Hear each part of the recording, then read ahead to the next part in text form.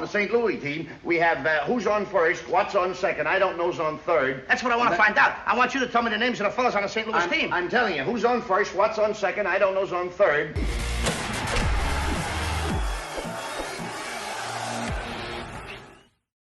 All right, I think whatever side of the aisle you are when it comes to Tua, you could feel like Abbott with Costello trying to get somebody to understand who's on first.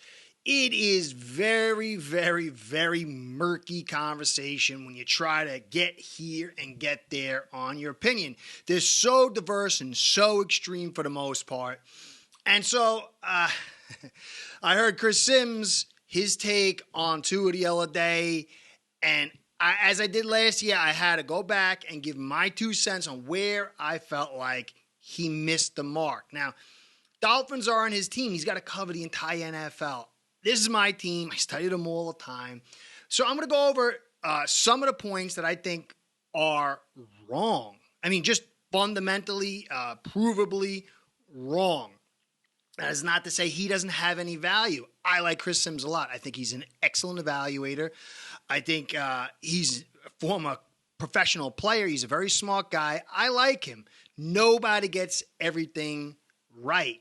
But there were just some things that, as I did last year, he had him ranked 29th, and I said, I did my little video in contrast to what he said, and I said he was going to get around 15th to 12th. This year, he predicted him to be 20. He was rated him 21st. And I still see him in the 15 to 12, but I think it's going to be more like 10. I think he can get to 10. So in order to prove where I see him failing, I mean, some of it's just going to be pretty obvious because he talked about some things with the offense. It's just not what it was. I created my own analytics to try to dial in and to do my best to present my point of view. And it's just a point of view for you to create your own evaluation. I created, I don't think it's anyplace else, blockers per pass. Now, this matters because the whole object is to have as few blockers as you can get and get as many guys in routes as you can to stress the secondary. And if you're so good with those 5 blockers, then they got to bring that extra guy. They got to blitz to get to the quarterback, and then that creates even more conundrum for the secondary, who's now short-handed. So blockers per pass will create an understanding of what it was taking to get the protection that this unit was, or this offense was. But then you have to add other stats to create a context, and that is what they call analytics. So that's what I'm going to do here today. I also, I missed the live. I had to cancel, guys. I'm not going to go the whole, at the end, I'll tell you, because maybe a lot of people don't care, but I had a crazy event. I apologize. I'm so sorry. It bothered me. I couldn't sleep, and I hated to do it. So I'll be back next Wednesday, same time. And at the end of this podcast, I'll give you the dog ate my homework thing, okay? So anyway, I appreciate everything you guys do. You're the best. I appreciate stopping by here and listen to me do my thing. So I want to give you a shout out and a shout out to Ace Bread, my sponsor, because without the two of you, this show ain't going down. Ace Per Head's betting software is the premier white label platform for bookies to manage their players and grow their sportsbook operation. Click the link in the description below to get set up in minutes. Ask for the Curtis promo and get a special introductory discount. Okay, so I'm going to present Chris Sims' side because it's not about trying to say he's an idiot. Everybody is an idiot at some point. Everybody gets it right at some point. It's about me presenting what he said and then trying to show the proof and evidence of either why it's right or why it's wrong. So here's the clip of Sims saying what he said. Tua, it's almost the opposite, right? It's speed reverse. It's the Shanahan run game. That's pretty good. Oh, it's the screens and all of that. Oh gosh, we got to worry about all that. Oh, it's his quick RPOs. We got to get up there and stop all that. Oh, now we've put everybody up at the line of scrimmage to stop all that. Oh, and now they have the fastest guy in football running down the middle of the field. So there is that. Let alone, hey, fake this, fake that. I faked the reverse. I faked the run, and now Tyreek Hill faked running the post and curled up, 15 yards over the middle, and he's wide open.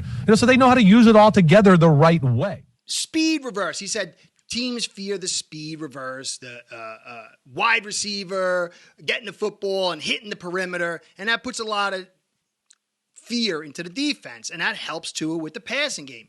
I agree on that. That's totally fair. But then he said the Shanahan run game is pretty good. No, it wasn't. We barely ran the football. When we ran the football for 90% of our games, we didn't do well. We were the bottom of the league. I mean, yeah, the Browns game you could cherry pick, and clearly against the Bills in the last game of the season and in the postseason game, in the postseason game we didn't run the ball well. But anyway, in the last game against the Bills in the regular season, it was there, and a few others. But for the most part, it was nothing any defenses were concerned with, and I'll prove that. I'll prove that fundamentally. So he also said screens. How many screens did we run? How many successful screens we run? We didn't run many screens at all. And everyone was on the LOS. This is not true either. Guys, we saw nickel all day and nickel dropping into pure coverage. And you can see it by our blitz rate. We had the 32nd as a team and 30th as Tua. This is not true. They might bring guys, but they dropped them. They were not guys coming up and locking near the LOS to get that penetration deep through with Hill and Waddle. So he was totally off on that. There was no biting on the play action. And so, he said fake this and fake that. Yeah, there was a little bit of that, but teams just decided to play umbrella coverage. And they said, what does it really matter? Occasionally, maybe you get a deep play on that, but there was a lot more problems involved than there was help. And so I'm going to get into Tua. They said Tua doesn't have any great arm talent to help him, unlike certain other quarterbacks. Now, if you pigeonhole on it on arm strength, Tua's arm is not elite. It's like average to above average. I think underneath it got stronger last year. We'll be very interested to see how it looks this year.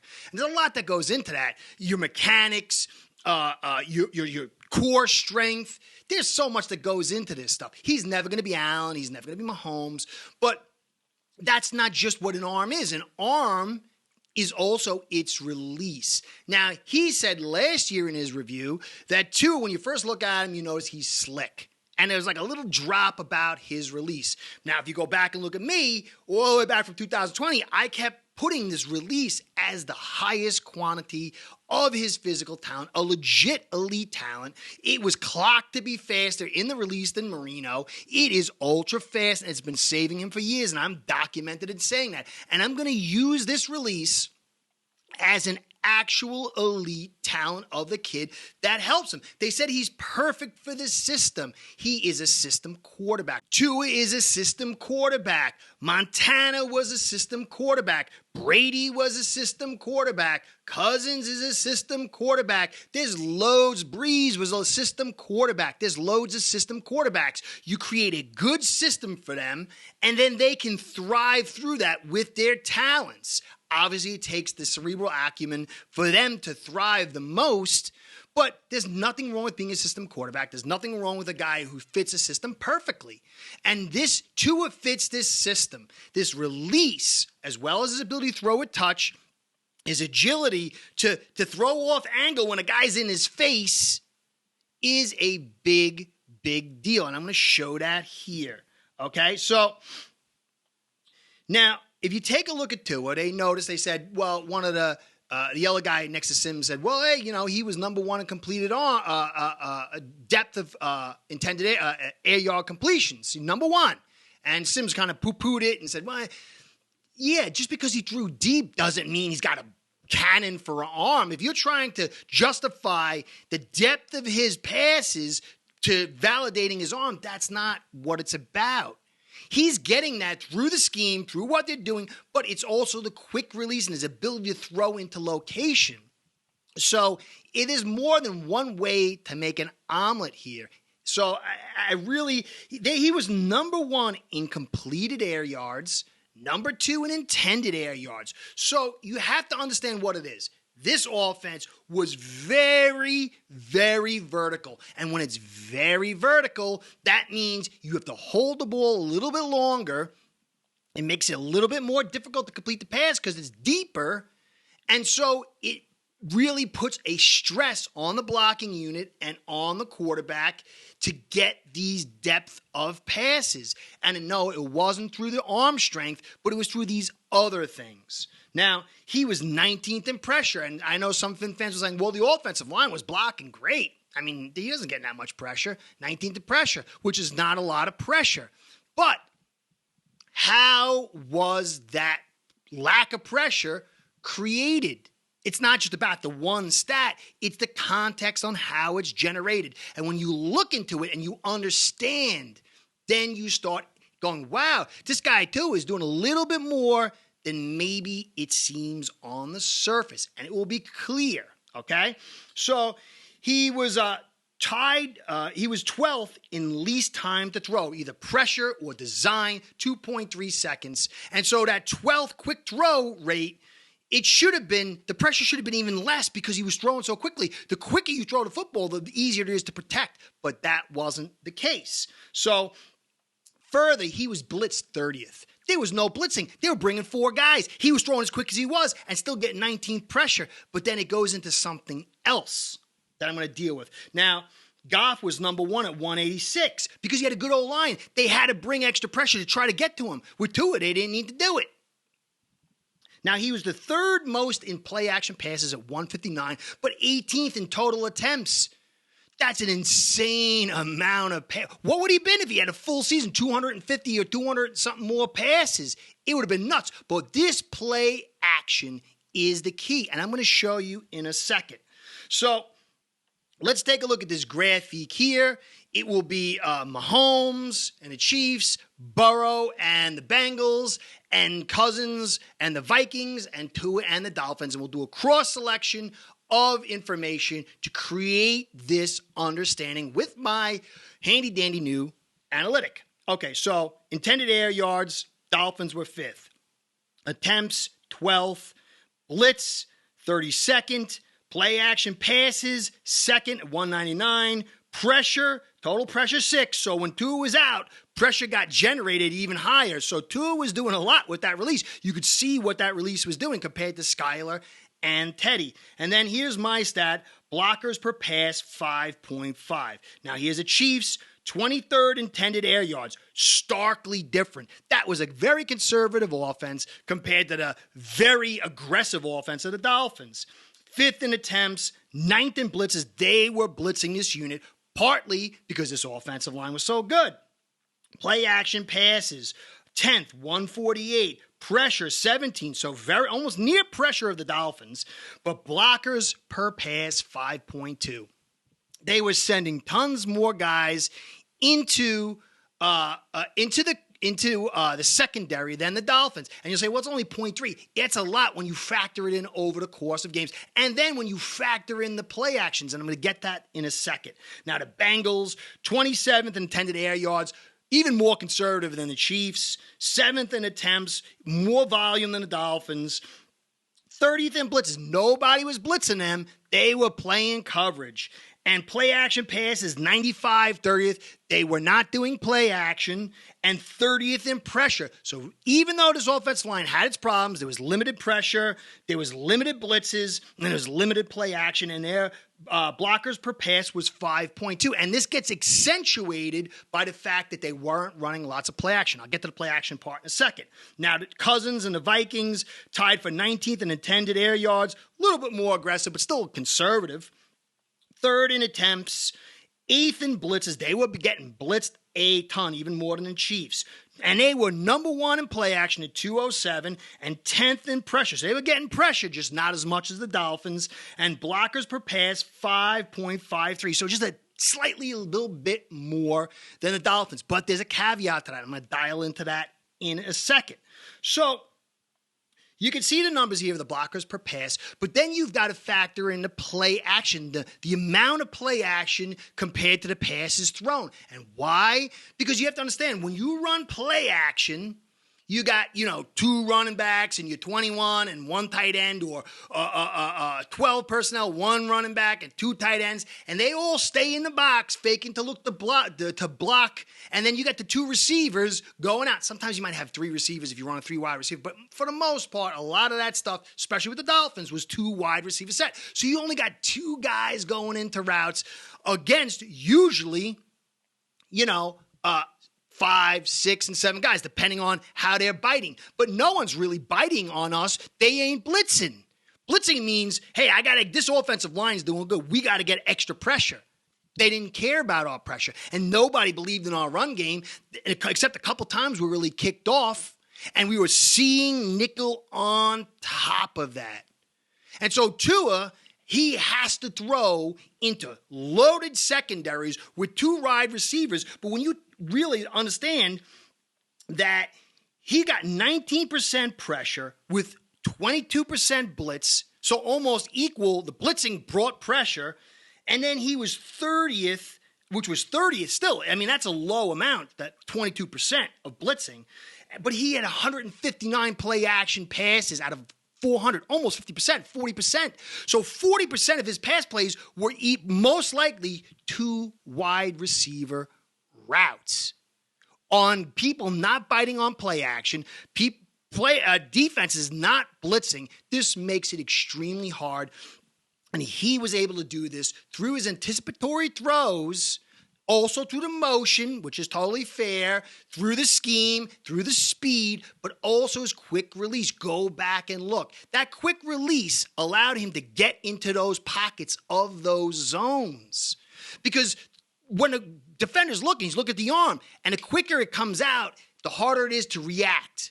And, Sims had brought up, well, what's the difference? Mahomes might not be as quick, and Allen might not be as quick as Tua, but the arm's more powerful, so it would probably get and when you're in 10, 15, 20 yards, that release actually plays better because not only is it coming out quicker, it's causing the delay in the defender to react. And yeah, that totally matters on deep outs and deep pass plays, 100%. Tua underthrew at times, but not in where they were going. And this is one of the reasons why Tua struggled as the season went, because the linebackers said, I don't care about all your this and that. I'm just dropping to the middle. And that created the problem. And this is why Tua needs a run game, better offensive line to force the blitz. And this is why he's doing so well. I'm not saying he's Hall of Fame or anything, but he's doing so well. Now, look at Cousins. I had Cousins up there for a reason. Cousins had 2.5 seconds to throw, so it's 0.2 seconds more than Tua, which is a lifetime in the course of a play. That means a lot. It's a big deal. He was blitzed 6th most, so he was getting tons of blitzes. And that actually helped a little bit too, where Tua wasn't getting that. So guys were like, oh, okay, you know what? We're not dropping. We're bringing that. Creates gaps for him to attack. And he still had a little more time to throw, even with all those blitzes. But they were intended air yards was 7.4, so conservative. So Tua had 9.5, which is over 2 yards more. Some of that is helped by the speed, but some of that is helped by the motion. But some of that is because of his quick release and his ability to wait to the last second to release that ball and his play, which really adds to what he was doing. So they were number 1 in play action, which was 191, but Tua would have blown past that if he had the same amount of passes. I mean, he would have had 250 play actions. And that play action is there to bring all those bodies in there to create a lot of bodies to slow down that rush. But the rush was 4 guys. So you needed 8 guys in the box to slow 4 guys and had 2 guys in routes. That is context. There wasn't a crowded LOS like Sims said.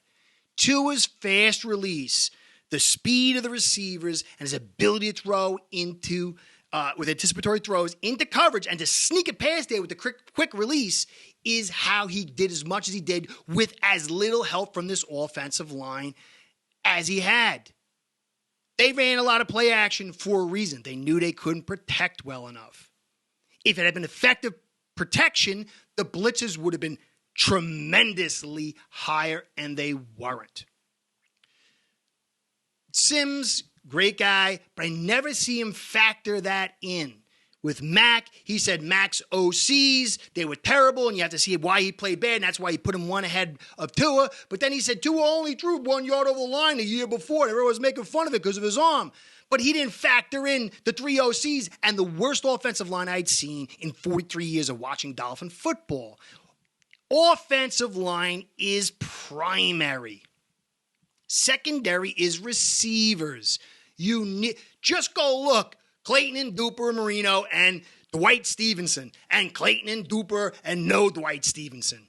Different world. Offensive line sets the table. Our receivers are unbelievable. Hill and Waddle do some things that really aren't really seen, and it helps this offensive line because only guys that fast and talented could make as much hay as they did with only 2 wide receivers going in routes as much as they had running that much play action, and nobody's biting. But still, offensive line sets the table. Look at Mahomes. Everybody says Mahomes great. First Super Bowl, excellent offensive line, squeaked out the win. Second Super Bowl, destroyed offensive line, was so bad, everybody was questioning whether he was really that good. Third Super Bowl, bum leg, offensive line was so good, they protected him and were able to run the ball and come from behind for the win. Offensive line. Tua has done tremendously for 3 years with a poor offensive line, and that's always got to be factored into his equation. Not saying he's top 5. That's not what this is about. It's about creating real context and taking what Sims said, which there were some valid points within that, but there were some things that were misfired, and that's what I see. Anyway, thanks for stopping by. Guys, I'm sorry I missed the live. We had a huge storm, and I don't know if it was a car hit or something. I'll show you the film next time. The whole place was dark until 10 o'clock at night. My kids were sweating. Opened up the window, and we had some weird bugs that came in after the storm. The whole house was filled with bugs. We were killing bugs, and so I had to cancel. I am so sorry. I apologize. I couldn't sleep. It bothered me. I really do apologize. I'll be back next week at 7:30, and I'll give my mea culpa again there. It killed me. I'm so sorry. Anyway, Curtis saying, thanks for stopping by. Catch you next time. Be well. See you soon. Go Fins. Start building your own online sports book today by getting signed up with aceperhead.com service that'll allow you to book action on sports from all around the world.